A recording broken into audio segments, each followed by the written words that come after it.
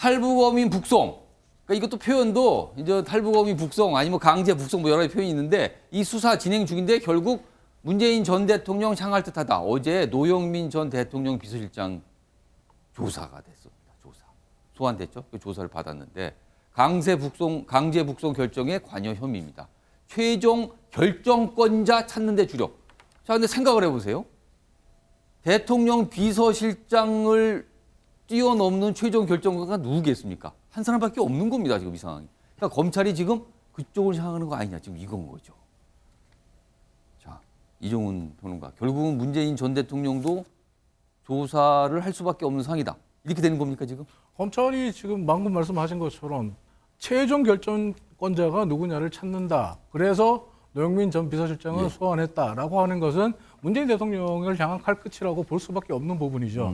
그런데 지금 또 하나 생각해야 되는 부분이 뭐냐면 지금 노영민 전 비서실장을 소환하기 전에 지금 국민의힘 비대위 그리고 또 어제 뭐 대통령의 발언도 나왔지만 최근 들어서 정부 여당 쪽에서 종북, 주사파 이런 단어들이 굉장히 많이 어제도 나옵니다. 좀 소개가 됐죠. 종북 주사파라는 얘기가 많이 나오는데 어떻게 본다면 종북 주사파 색깔론을 앞세운 이념 정국이 지금 펼쳐지고 있는 상황이란 말이에요. 그 이념 정국의 한가운데 있는 것이 지금 북송 어민 문제 그리고 공무원 피살 문제 이 두 가지 사건에 대한 수사인데 검찰 수뇌부를 지내신 분들은 늘 항상 하는 말이 있습니다.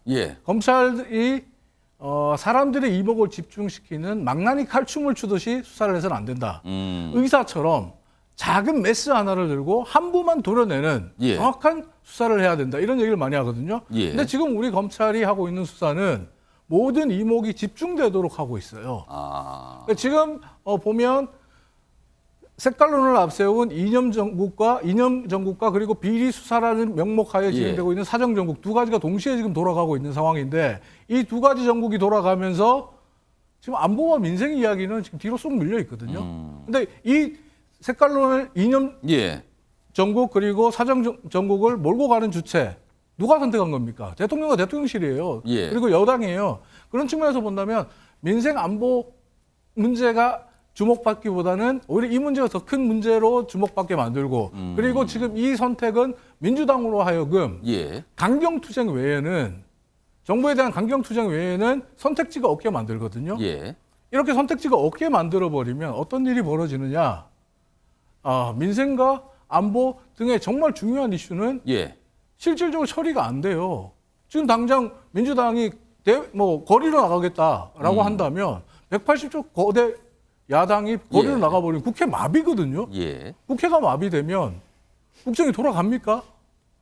제가 볼 때 이거는 지금 윤석열 대통령과 대통령실이 너무 절박하기 때문에 이 선택을 한다라고 생각을 합니다. 무슨 말이냐면 지금 지지율이 24%대에 머물러 있잖아요.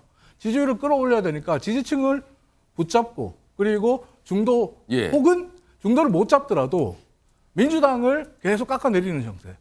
이렇게 본다고 이런 의도에서 지금 진행되는 게 아닌가 생각을 하게 됩니다. 제가 김용태 전 최고 이렇게 질문을 안 드릴 수가 없어요. 지금 이종훈 평론가의 분석 입장대로라면 설명대로라면 지금 윤석열 정부 여당이 좋지 않다, 위기다 어떻게 보면 지지율 같은 게 낮게 나온 이 상황을 돌파하기 위해서 전직 대통령과 현직 야당 대표를 향한 수사가 진행되고 있다. 이렇게 좀 해석을 했었거든요. 어떻게 판단하십니까? 저는 뭐 동의할 수 없고요. 왜냐하면 이재명 대표를 향한 사법 리스크는 야당 내에서 전당대회부터 나왔던 일들입니다. 다 이게 나왔던 내용이다. 이미 당시부터. 예견됐던 일이고요. 이재명 대표를 둘러싼 어떤 사법 리스크 의혹들, 뭐 대장동, 백현동, 뭐 성남 FC 등등등 쌍방울권도 있지 않습니까? 이 많은 국민적인 의혹들이 있고요. 여기에 대해서 야당 내에서 문제가 제기가 됐었고 압수수색까지도 예견이 됐던 일이고 그럼에도 불구하고 민주당의 당원과 그런 분들이 이제 이재명 대표를 대표로 선출하신 것 아니겠습니까? 그렇다면 여기에 대해서도 민주당 당원분들도 이 검찰의 수사 과정을 지켜봐야 될 권리는 의무가 있다라고 저는 생각되고요. 좀 침착하게 지켜봐 주시고 좀 냉철하게 봐주셔야 된다는 말씀을 드리고 싶고요. 이 사항은 어떻게 보십니까? 이 강제 북송 결정 이 사항 수사도 지금 전직 대통령을 향하고 있는 거예요, 여기는요?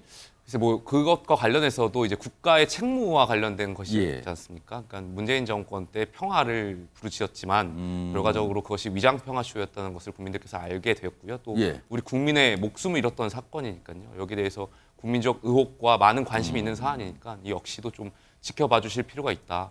저는 그 이재명 대표 건에 대해서 한 말씀 더 드리고 싶은데 지금 예. 선거법과 관련해서 지금 공판이 진행 중입니다. 그렇습니다. 네, 선거법과 관련해서는 민주당 당내에서도 이제 무리한 수사다라는 주장들이 예. 있고 공감대가 있다 보니까 예. 아마 당 내에서도 이제 어떤 일사불란하게 예. 당대 당으로 방어하고 막으려고 하는 것이 있다는 것 같고요. 또 저도 공감이 그런 부분에 있어서는 예. 되겠지만 뭐 아까 말씀드렸던 건 백현동이라든지 대장동 뭐 이런 건들이 계속 기소되고 공판이 시작된다면 예. 민주당도 아마 민주당의 합리적인 분들이 여기에 대해서 이재명 대표를 옹호할 수만은 없을 것이라고 봅니다.